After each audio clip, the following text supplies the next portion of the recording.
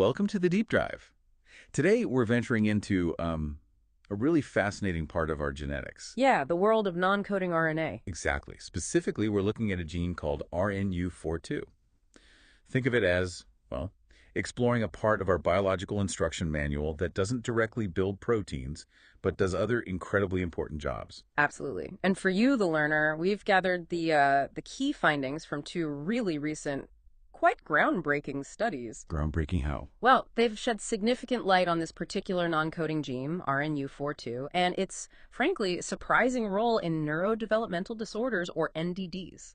Okay. You mentioned wanting to quickly get a solid handle on complex topics, right? That's exactly what we're aiming for today. Yeah, we want to unpack the key discoveries about RNU4-2, what they mean. Without getting totally lost in the weeds. We want those aha moments. So, okay, let's start with the bigger picture, the challenge in understanding NDDs. Right. So even with all the advanced genetic testing we have now, the kind that focuses on protein coding genes. The usual suspect. Exactly. We still fail to find a genetic cause for about 60% of individuals with NDDs. 60%. Wow, it's a huge gap. It really is. And it highlights why we absolutely need to explore the parts of our genome that don't code for proteins, these non-coding regions.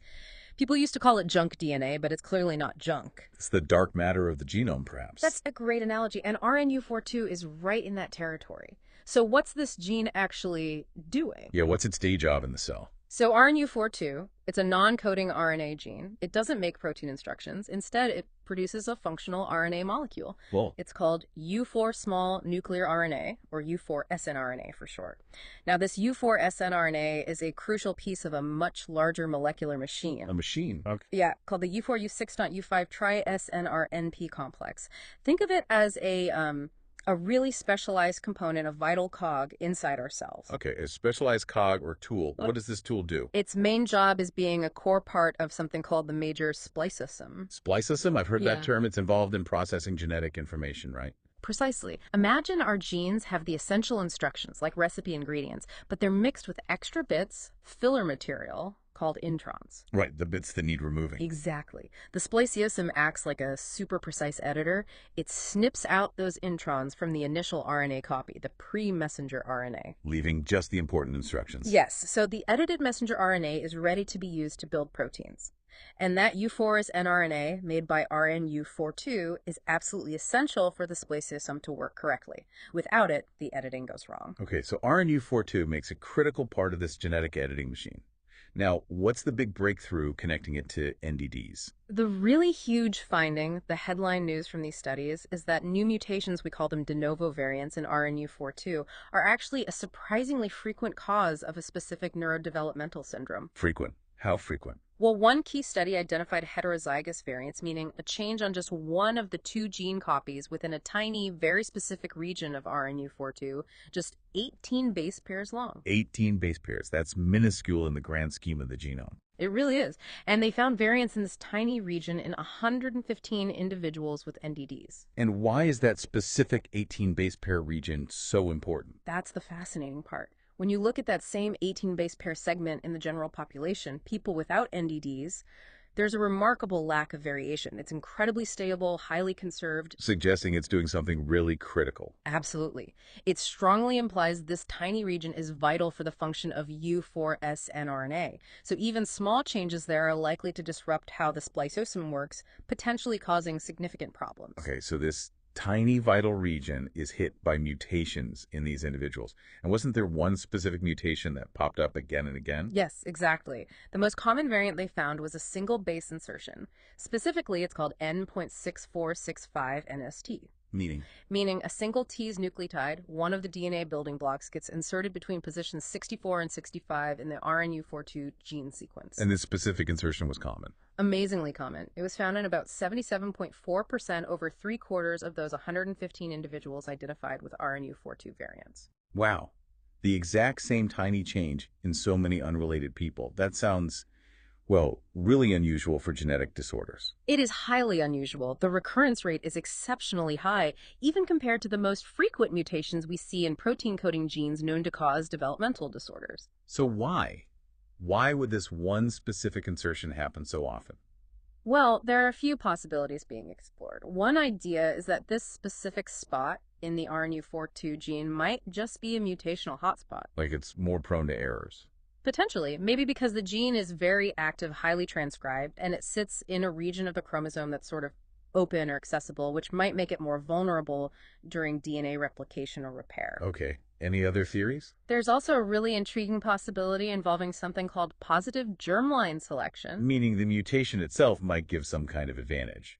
Not to the person, obviously, but... To the sperm or egg carrying it. Exactly. It's speculative, but maybe this specific mutation subtly increases the chance of that particular sperm or egg being successful in fertilization. It's a complex idea. Fascinating. And didn't the research also find something interesting about which parent these mutations tended to come from? Yes, that was another striking finding. In most cases where they could trace the origin of the new RNU4-2 variant, including that recurrent insertion, it came from the mother. The maternal allele. Now, that's interesting because usually don't new mutations tend to have a slight bias towards the father's side? Generally, yes. Across the genome, there's a slight paternal age effect, leading to more de novo mutations from the father. So this maternal bias for RNU4-2 variants is quite noteworthy. What might that be? Any ideas? A couple of main hypotheses. One is potential negative selection in the male germline.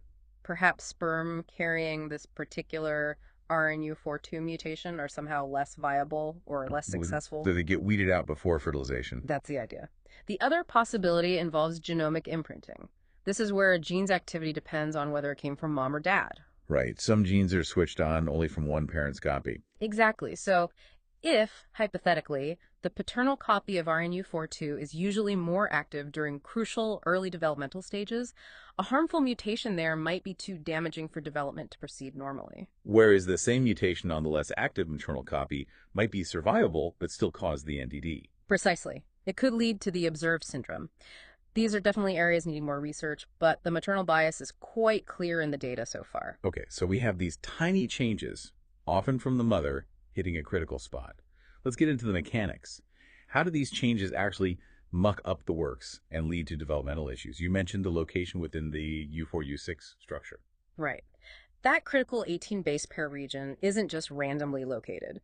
It maps onto two really important structural elements formed when the U4 and U6 snRNAs pair up. What are these elements? One is called the T-loop. Interestingly, that common endpoint 6465 NST insertion falls right within this T-loop, and it's thought to create a sort of structural kink, sometimes described as a quasi-pseudoknot. The other element is called STEM3. And these structures, the T-loop and STEM3, what's their job? They are absolutely essential for stabilizing the pairing between U4 and U6 snRNA. Think of it like scaffolding holding them together correctly. And why is that correct pairing so vital? Because it correctly positions a key sequence within the U6 snRNA. Sure. This sequence is a KIGA. Active. This KIGA sequence is the part of the spliceosome that directly recognizes the start signal for intron removal on the pre-messenger RNA.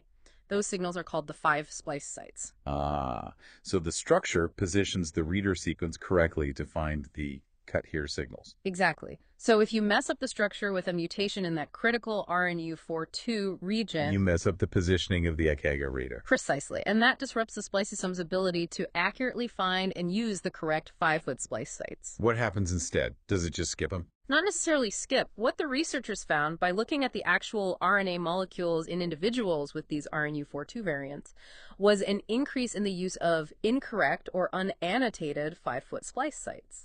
Sites that shouldn't normally be used as splice sites. So the editor starts making cuts in the wrong places. Yeah. That sounds like it could cause chaos for the final protein instructions. It absolutely can, and they dug deeper. When they analyzed the sequences around these wrongly used splice sites, a specific pattern emerged. What pattern? There was an increase in the T nucleotide at position +3 relative to the incorrect cut site, and more C's nucleotides at positions +4 and +5. Okay. Why is that significant? Because those positions, +3, +4, +5, on the pre-mRNA are precisely the ones that are supposed to pair directly with that critical ACAGA sequence on the U6 snRNA.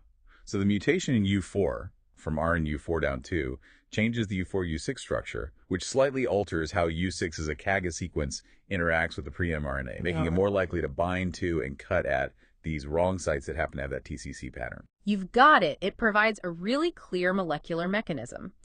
The RNU4-2 variants directly interfere with that fundamental splice site recognition step, and importantly, they saw that different individuals with RNU4-2 variants often shared some of the same specific incorrect splicing events, and these weren't seen in controls. Suggesting it's not random noise, but a systematic effect of the mutation. Exactly, a consistent disruption of normal splicing. And these widespread splicing errors presumably lead to the consistent clinical picture you mentioned earlier, the neurodevelopmental syndrome. Yes, that's the direct link. By collating the clinical data from many individuals with these variants, a recognizable pattern emerged. The core features seen in basically everyone studied are moderate to severe global developmental delay and intellectual disability. That's the universal finding. What else is very common? Several other things pop up frequently in 75% or more of individuals. Things like short stature, microcephaly, a small head size, often noted right at birth, and significant speech problems. Many are nonverbal. Okay. What else? Also hypotonia, which is low muscle tone, and seizures, though the age they start can vary quite a bit. And are there noticeable changes in the brain itself? Yes, brain MRIs often show abnormalities. Common findings include reduced white matter volume, the corpus callosum, the structure connecting the brain hemispheres might be underdeveloped or thin, the ventricles, which are fluid spaces, might be enlarged, and there can be delayed myelination, which is the insulating process for nerve fibers. So clear structural and functional brain issues. Does it affect other parts of the body too? It can. Problems with vision, gastrointestinal issues like feeding difficulties or constipation, and bone or skeletal abnormalities are also reported fairly often. You mentioned insertions versus other mutations earlier. Any difference in severity? There was a subtle observation. Individuals with single nucleotide variants, or SNVs, basically single letter changes rather than insertions in that critical region, seem to have fewer reports of the most severe end of global developmental delay compared to those with the single base insertion, like that common N.6465 NEC. Fewer reports of severe delay with this single letter changes. Yes, but we need to be cautious here. This was based on relatively small numbers of individuals with SNB, so it's more of an initial observation than a definite rule.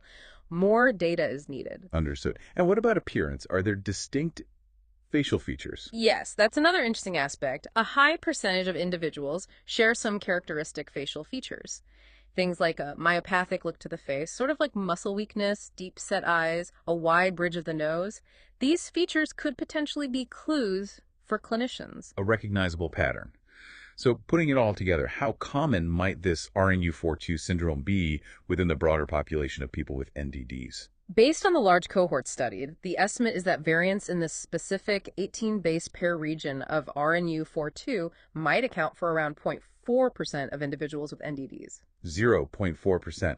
How does that stack up against other known genetic causes? It actually puts RNU4-2 potentially among the more common single gene causes of NDDs, which is pretty remarkable for a non-coding gene that wasn't really on the radar until recently. So why wasn't it on the radar? Why were these variants missed for so long if they're relatively common? The main issue comes down to the type of genetic testing commonly used first. That's usually exome sequencing. Which focuses on the protein coding regions, the exons. Since RNU4-2 is non-coding, it's simply not targeted by standard exome kits. So the test just doesn't look there effectively. Exactly. The researchers actually went back and looked at existing exome data from a large NDD study, the DDD cohort in the UK. They found that the sequence coverage, basically how well that specific RNU4-2 region was read by the sequencing machine, was very low, often too low to reliably detect these variants, even if they were present. So they were flying under the radar of the standard tests. Completely. This really drives home the importance of whole genome sequencing, which does cover the entire genome, including non-coding regions like RNU4-2. It has the potential to find these variants and provide diagnoses for families who've been searching for answers, sometimes for many years. A real diagnostic odyssey for some families, potentially ending with this discovery. Now, you mentioned other small nuclear RNAs, snRNAs, are linked to NDDs too. How is RNU4-2 different? That's a good distinction to make. Yes, variants in genes for other snRNAs, like RNU12 and RNU4-ATAC, do cause NDDs, but those are typically recessive disorders. You need faulty copies from both parents. And they involve a different system. Right. Those snRNAs are part of the minor spliceosome, which handles a small fraction of introns. RNU4-2 is part of the major spliceosome, the workhorse system. And critically, the RNU4-2 syndrome is dominant. One faulty copy is enough. So it's the first major spliceosome snRNA gene linked to a dominant NDD. Exactly. And when researchers looked across other major spliceosome snRNA genes, they didn't find a similar pileup of de novo mutations in NDD cases. RNU4-2 seems unique in this regard so far. One last piece of the puzzle. We have multiple genes making U4 snRNA in our genome. There's RNU4-1 as well. Why is RNU4-2 the culprit here and not RNU4-1? They must be similar, right? They are very similar. RNU4-1 even has a similarly constrained region, suggesting it's also important.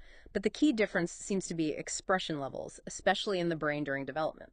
RNU4-2 is more active. Significantly more active. Studies show RNU4-2 is expressed at much higher levels in the developing brain compared to RNU4-1. So even though RNU4-1 might be functional, RNU4-2 is doing the bulk of the U4 snRNA production in the critical time and place. So a mutation in a high expression copy, RNU4-2, has a much bigger impact than the same kind of mutation in the lower expression copy, RNU4-1. That appears to be the case. It's about dosage and which gene is carrying the main functional load in the relevant tissues. A defect in RNU4-2 simply causes a bigger disruption to the overall splicing process in the developing brain. Okay, let's try and synthesize this for you, the learner. We've really taken a deep dive into, well, what seemed like a quiet corner of the genome, non-coding RNA. And specifically RNU4-2. We've seen it's not quiet at all. It's producing a vital component, U4 snRNA, for that crucial cellular editing machine, the spliceosome. Its proper function is critical for brain development. And the really striking takeaway from these recent studies is that tiny, tiny changes, often just a single inserted letter in a very specific 18 base pair region of this gene, can lead to a distinct, recognizable neurodevelopmental syndrome. Yeah, and this discovery is huge because it offers answers, real genetic diagnoses, for families who may have been searching for years. Plus, the specifics are fascinating, that one insertion being so common, the maternal origin bias. These raise fundamental questions about mutation mechanisms, maybe germline selection. It's more than just finding a gene. It opens up new avenues of basic biological questions. Absolutely. So the bigger picture here. This work powerfully demonstrates the need for whole genome sequencing in diagnostics. We have to look beyond just the protein coding genes to grasp the full landscape of genetic disorders. It also gives us a much richer appreciation for the complexity of the spliceosome, doesn't it? Yeah. How subtle disruptions at the RNA level can cascade into significant developmental consequences. Definitely. And it leaves us with a really provocative thought for you to mull over. We're really just scratching the surface of understanding non-coding RNAs. RNU4-2 is one example. How many other regions in that vast non-coding dark matter of our genome might hold the keys to other unexplained conditions? Right. What other crucial regulatory roles are hidden in sequences we previously dismissed? What might future research uncover about the complex control mechanisms operating beyond just our protein blueprints? Food for thought.